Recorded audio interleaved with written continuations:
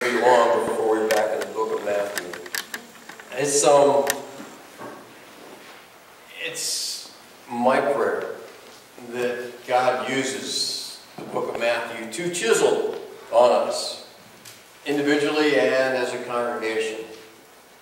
Our working theory in the book of Matthew is that Matthew is writing to some people who are in danger of becoming Pharisees, and that he's going to bring up the teachings of Jesus and the actions of Jesus and his interaction with these religious people to show us that we cannot do that.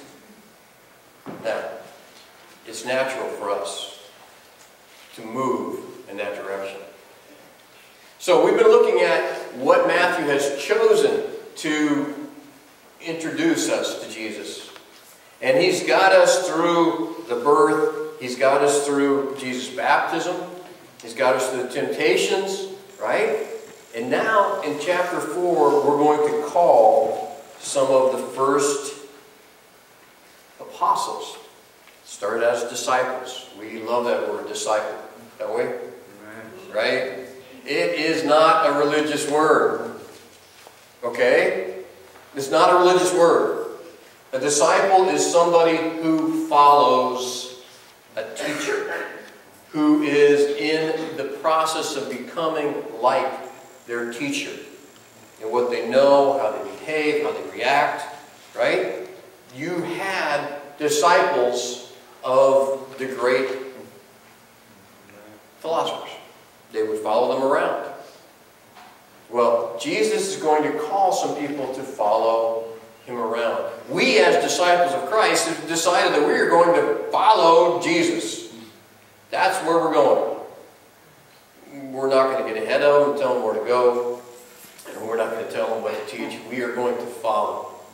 And we are going to see him calling the first disciples. In chapter 4, verse 18, and this is without my glasses, which are down there. Okay, let's see if I can do this.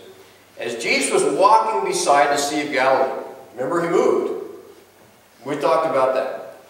And what a big deal that was for him to move from Nazareth down to Capernaum. And now he's by the sea, and he was walking beside the Sea of Galilee. He saw two brothers, Simon, called Peter, and his brother Andrew. They were casting a net into the lake, for they were fishermen. "Come, follow me," Jesus said, "and I will make you fishers of men." At once they left their nets and followed him. Going on from there, he saw two other brothers, James, son of Zebedee, and his brother John. They were in a boat with their father Zebedee, preparing the nets. Jesus called them, and immediately they left the boat and their father and followed him. Okay. Matthew puts this story in for us. Mark told the story. Luke left this story in.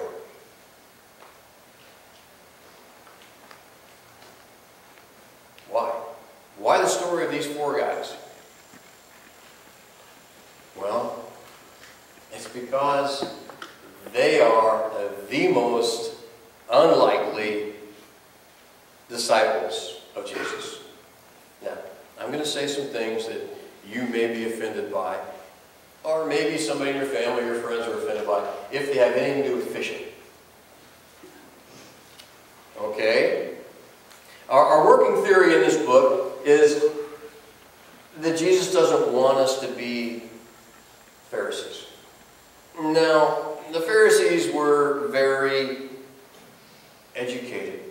They were actually rich. Yeah, pretty much had to be rich to be a Pharisee. Right?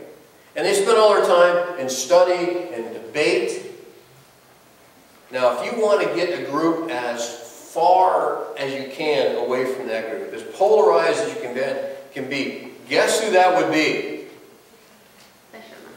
Fishermen. God bless them. I love fishermen. Right? You know, we live in Jacksonville here. We're a town, we're a Navy town. We have to just own up to we're a Navy town.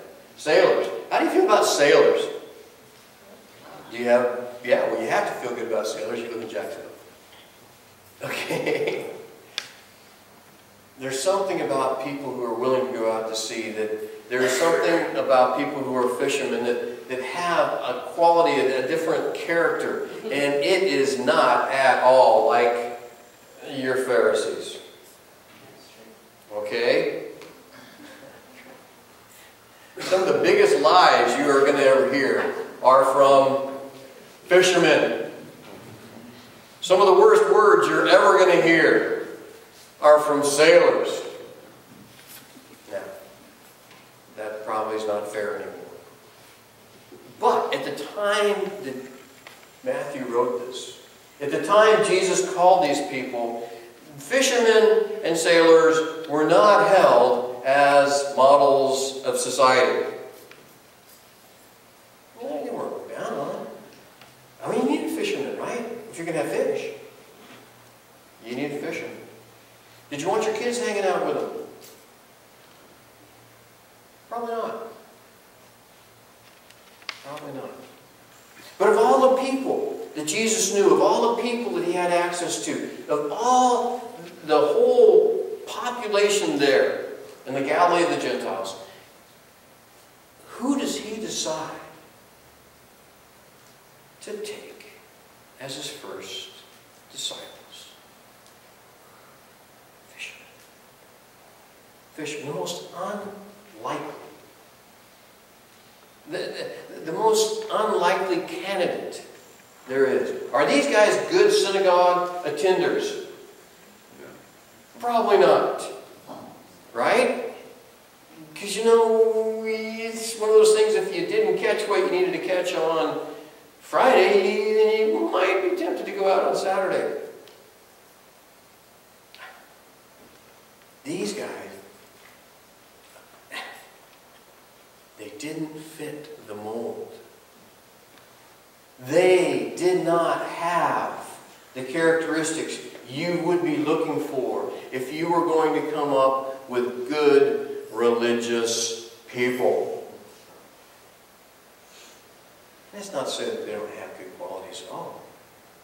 But they are so far away from what you would think of when you think of the religious followers and the religious teachers and the people who are going to take the message of Jesus to people. You probably wouldn't pick this group. And Matthew wanted his audience to remember where these guys came from. And that Jesus was the one who picked them. Now, we were going to find out from other gospel stories that Jesus had run into these guys before. Matter of fact, he borrowed Peter's boat at one time. Right? He helped them catch some fish, freaked Peter out. Peter said, "Away from me, I'm a sinful man." If you put all those stories together, and you find out later that actually Jesus is distantly related to James and John. Now, still, do you have to pick those guys?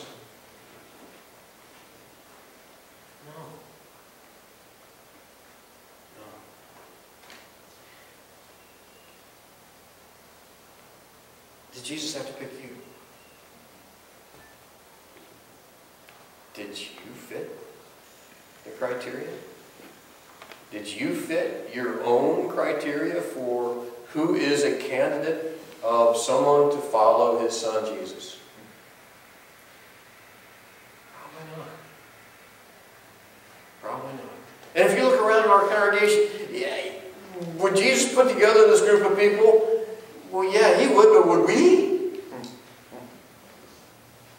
All called by the grace of God. And would he call this old broken down stonemason from Boulder, Colorado to be your pastor? You wouldn't have seen that one coming.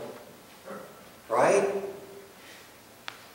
That's God at work. He says, "My ways are not your ways, my thoughts are not your thoughts." Right.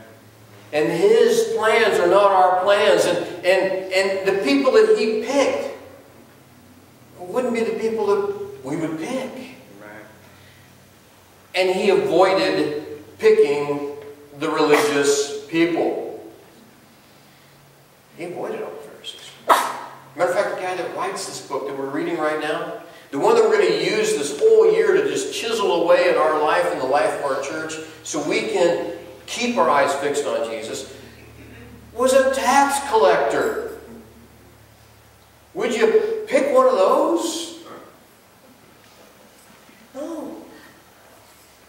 But Jesus went and he called him. He said, all right, I'm going to make you guys fishers of men. Now, that's a big fish story, isn't it? Right?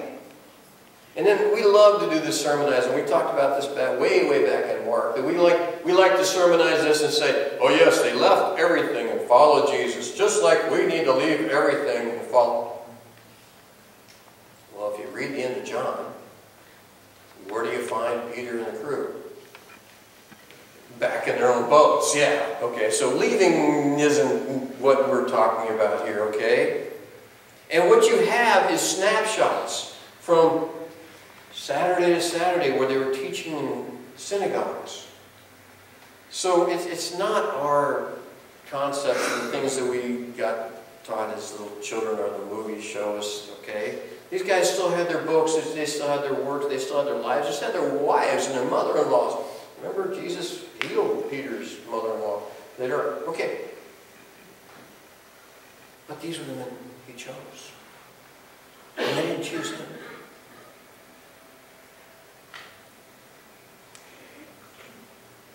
How do you feel?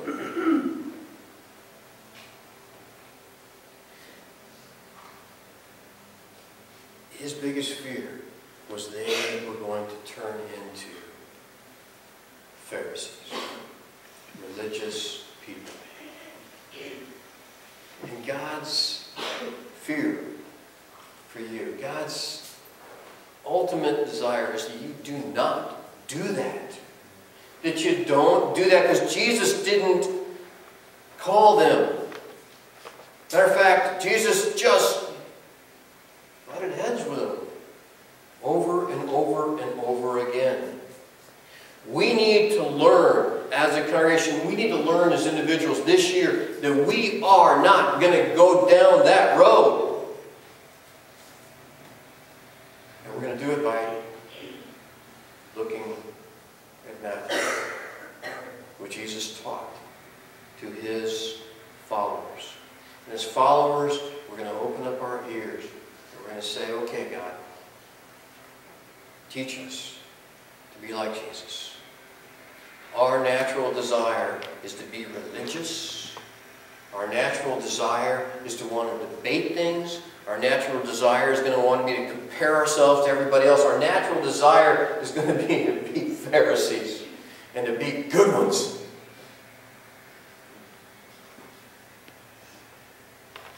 But this year, in 2012, we want to be spiritual people. We want to be led by the Spirit of God. Amen. We want to experience love and joy and peace, and patience and kindness and goodness and gentleness and faithfulness and self-control. And as a congregation, that's what we want to be known for. Amen. By the grace of God, we're going to get there. Because God can make all things new. Amen. He can take a congregation and make us brand new. He can take our outlook on our life and our ministry and He can make it new. And He keep us focused on Jesus. We're going to be in the Sermon on the Mount in no time at all. Okay? It comes real quick. We have one more Sunday where we're going to do some healing and some stuff like that, and just a little blurb about that. And then we're going to talk about the Sermon on the Mount, and we want to have the attitude and the hearts to look at that in a whole new way. And let God use it. Because Matthew can't wait to get there. It's coming. It's coming quick.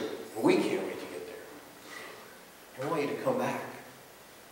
Because, you know, if I just told you to go and read Matthew, you would read it in the way that you were taught it as a child, the old tools, and you would just kind of read through it. We want to look at Matthew in a way that will chisel us, that will take away that religious stuff We're going to make that commitment to each other. This year is going to be the year. This is going to be the year that we're going to hold up Jesus, and we're going to not be religious people. We're not going to be Pharisees. We are going to be followers of Jesus. Amen. This morning, we're going to celebrate the confidence we have in Jesus. This morning, we're going to celebrate the Lord's Supper to remember the sacrifice of Jesus, the body that he took on, the blood that he spilled, in order for us to have that hope of becoming new creations. And we have that promise. New creations, new beginnings, new life. Every day, the newness of God's love strikes us as we look at Jesus.